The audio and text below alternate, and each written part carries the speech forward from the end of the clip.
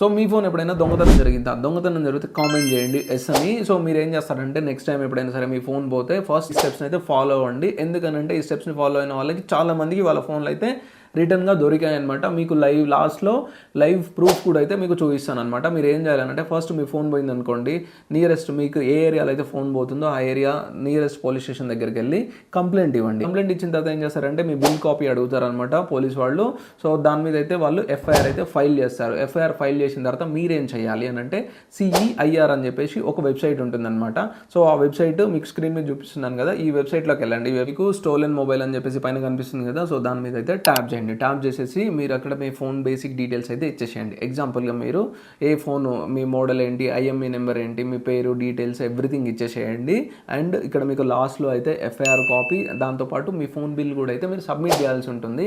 And కింద మీకు అయితే ఒక ఫోన్ నెంబర్ ఇవ్వాలి. మీ ఓల్డ్ నెంబర్ ఉంటుంది కదా, ఆ ఓల్డ్ నెంబర్ని ఏం చేస్తామంటే